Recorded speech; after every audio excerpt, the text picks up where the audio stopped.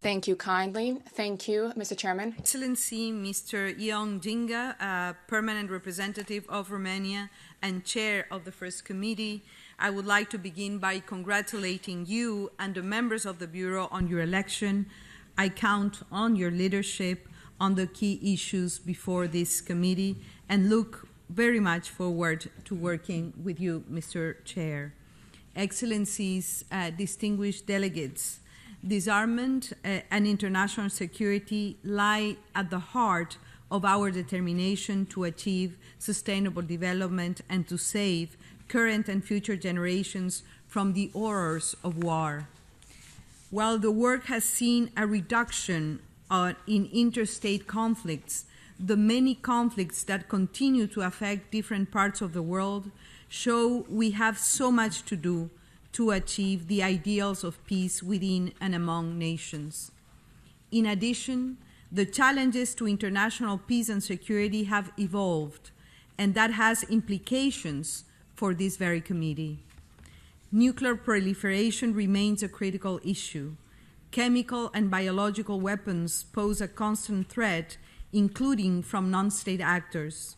Cybersecurity threats have emerged in recent years, including as a means for covert attacks. And an arms race in outer space looms as a realistic possibility for perhaps the first time. Dear friends, the challenges that I have outlined are central to the theme of the 73rd UN General Assembly, making the United Nations relevant to all people, global leadership and shared responsibilities for peaceful, equitable, and sustainable societies. This means the work you do in this committee in the fields of disarmament, non-proliferation, and arms control to secure a more peaceful and secure world is vital and demands the highest sense of responsibility. Indeed, the first special session of the General Assembly devoted to disarmament in 1978 declared that, and I quote, "All the peoples of the world have a vital interest in the success of disarmament negotiations. Consequently, all states have the duty to contribute to efforts in the field of disarmament." This statement applies equally to all the threats you deal with as a committee. Allow me to reflect on 3 points that are pertinent to our efforts toward disarmament and international security.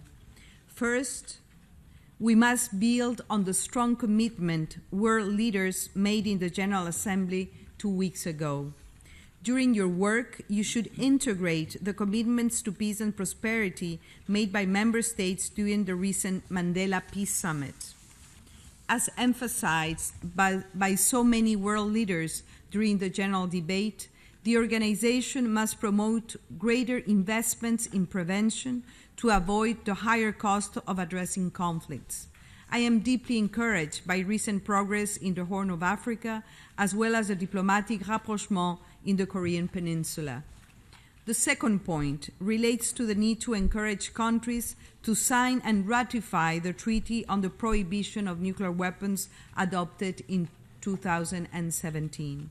While the adoption of the Treaty of the Prohibition of Nuclear Weapons in 2017 was a historical step for the multilateralism and international law, it is important that member states ratify the treaty and to bring it into force sooner rather than later. I am pleased that during the general debate, 7 states deposited their instruments of ratification, bringing the number to 19 countries that have ratified so far and 69 signatories. We need 31 member states to ratify the treaty for it to come into force. We must also remain committed to our obligations under all international instruments regulating the use and proliferation of arms. Third, we must strengthen inclusion as a means to promote international peace and security. The evidence is clear that sustaining peace or preventing conflict requires a multidimensional approach. I believe that when we give due attention to investing in women and young people and in promoting equal and inclusive societies, we can make a headway in sustaining peace. That is why youth, peace and security, as well as women's empowerment, are two of my 7 priorities for this year. Dear friends, before concluding, allow me to say this.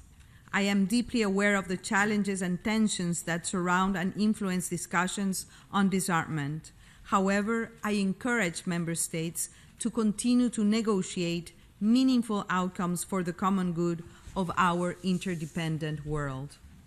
As representatives of our governments, we have a responsibility to pursue multilateral dialogue and to avoid, at all costs, violence and conflict. I therefore wish to thank member states for their participation and fruitful deliberations during the high-level plenary meeting in commemoration of the International Day on Nuclear Weapons.